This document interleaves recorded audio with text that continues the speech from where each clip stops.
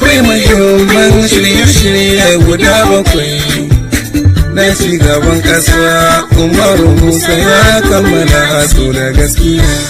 Muna ƙoƙarin a fahimta yadda za a yi gyara. Shi gyara da ƙarfi bai yiwa sai da yadda mutane. Da ƙoƙarin mu za mu yi ƙoƙarin mu hiddo abubuwan da ake yi da wanda mu muke yi shugabanni, da waɗanda ma'aikata ke, da waɗanda mutanen ƙasa ke yi, waɗanda ba daidai ba ne. Mu hiddo su mu nuna ga irin aibinsu, wanda ke yi da ganga da wanda yake yi ba a kan sani ba, ya ga irin aibi kaga cewa to wasu abubuwa da muke ta ji mu tsoro, yawanci za ka ga tsoron wasu cikinmu suna jin tsoron talauci, wasu suna jin tsoron kada su mutu ba 'ya'yansu da sauransu ya za su yi rayuwa. Shi yasa da ake ta wannan haɗamai. To duk wannan tsoro ne kurin wanda baya da wani tushe. An haifi Umaru Musa 'yar Aduwa a 16 ga watan August a 1951 a garin Katsina da ke Najeriya. Ya rasu a ranar 5 ga watan Mayu shekarar 2010 a birnin tarayya da ke Abuja. Ɗan siyasa ne wanda ya zama shugaban ƙasar Najeriya a shekarar 2007 zuwa 2010. Bikin rantsar da shi ya kasance karo na farko a tarihin ƙasar da wani zaɓaɓɓen shugaban ƙasa farar hula ya mika mulki ga wani. 'Yar Aduwa haifaffen dangin Fulani ne kuma wurin da aka haife shi muhimmiyar cibiya ce ta addinin Musulunci. Iyalansa sun yi fice a siyasar gargajiya da ta zamani. Mahaifinsa ya yi ministan tarayya a lokacin jamhuriya ta farko a 1960 zuwa 1966 da kuma babban yayansa Shehu Musa 'yar Aduwa ya yi aiki a gwamnatin soja a 1976 zuwa 1979. 'Yar Aduwa ya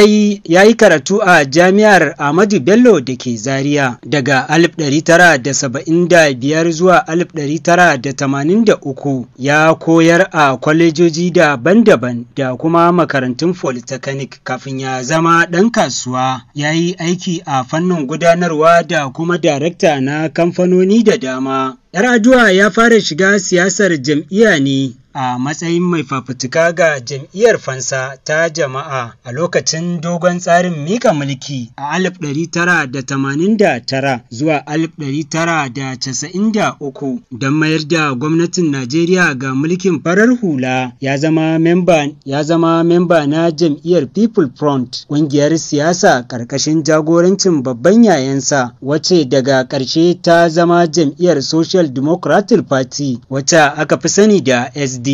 'Yar Aduwa ya fara mai da hankali ne kan siyasar jihar a shekarar 1999 lokacin da ya tsaya takara a zaben gwamnan jihar ta Katsina wanda ya sha kayi. Shekaru 7 bayan haka, 'Yar Aduwa ya shiga cikin kafa kungiyar siyasa ta K34 wacce daga baya ta haɗe da jam'iyyar People Democratic Party wacce aka fi sani da PDP. Ya sake tsayawa takarar gwamna inda ya ci zaɓe a shekarar 1999 sannan ya sake tsayawa takara a shekarar 2003 a zagaye na biyu. A matsayinsa na gwamnan jihar ya mayar da hankali ne kan ci gaban tattalin arzikin jihar tasa musamman ma ɓangaren ilimi da kiwon lafiya. Ya biya babban bashin jihar da ya gada amma kuma ya tara rarar dala miliyan 50 a cikin baitulmalin jihar. Abin da ya ba wa mutane mamaki a shekarar 2006 shugaban Najeriya kuma shugaban jam'iyyar PDP Olusegun Obasanjo ya zaɓi 'Yar Aduwa a matsayin ɗan takarar jam'iyyar PDP a zaben shugaban ƙasar da aka shirya yi a shekara mai zuwa. Duk da cewa 'Yar Aduwa ya fafata da wasu fitattun shugabannin sojojin Najeriya da 'yan siyasa da suka shahara, amma ya ci gaba da samun gagarumin rinjaye da kashi 70 na ƙuri'u da aka kaɗa a zaben Afrilun shekarar 2007. Nasarar tasa ta kasance cikin duhu. Duk da haka, yayin da zaben ya cika da tarzoma, tsoratar da masu kada ƙuri'a da rahotannin magudin zaɓe, kuma masu sa ido na cikin gida da na ƙasashen waje sun yi kakkausar suka. A ranar 29 ga watan Mayun shekarar 2007 a babban birnin tarayya a Abuja. An rantsar da shi a matsayin shugaban Najeriya na 13. Bikin dai yana da ma'ana ta musamman a tarihi domin shine karo na farko a tarihin ƙasar ta Najeriya da wani zababben shugaban farar hula ya mika mulki ga wani. Yar'adua ya fuskanci gagarumin aiki na ƙalubale da shirye-shiryen ci gaba da magabata suka fara da samar da zaman lafiya da sulhu ga yankin Niger Delta da ci gaba da yaƙi da cin hanci da rashawa. An yi ta yada jita-jita game da rashin lafiyarsa saboda ya yi balaguran yin jinya a ƙasar waje sau da dama a cikin shekaru kafin ya zama shugaban ƙasa, kuma ya ci gaba da yin hakan bayan zabensa shugaban ƙasa. Yar'adua ya je Saudiya a ƙarshen watan Nuwamban shekarar 2009 don magance matsalolin ciwon zuciya da matsalolin ƙoda da ya addabe shi. Baya da ya shafe makonni baya nan, masu suka sun koka da kiraye-kiraye cewa Yar'adua ya mika mulki ga mataimakin shugaban ƙasar Goodluck Jonathan. Ko da yake wani hukunci da wata kotu a Najeriya ta yanke a ranar 29 ga watan Janairun shekarar 2010 ya nuna cewa baya wajaba a mika mulki ga mataimakin shugaban ƙasa a lokacin yake ƙasar waje domin jinya, amma har yanzu ana ci gaba da cece-kuce dangane da dadewar da ya yi. A ranar 9 ga watan Fabrairun 2010 Majalisar Dokoki ta ƙasar ta kada ƙuri'ar amincewa da Jonathan ya zama shugaban ƙasa na riƙo. Jonathan ya amince kuma ya karɓi mulki daga baya a wannan rana, amma babu tabbas ko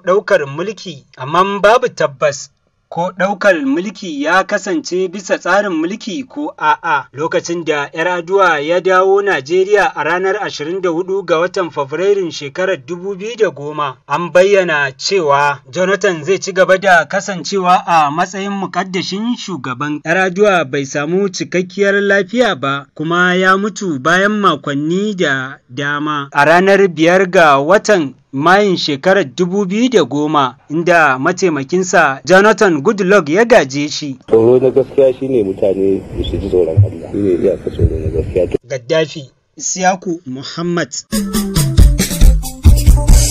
Akwai muhimman shirye-shirye guda 7 na ci gaban ƙasa. Umaru Musa ya kammala su da gaskiya.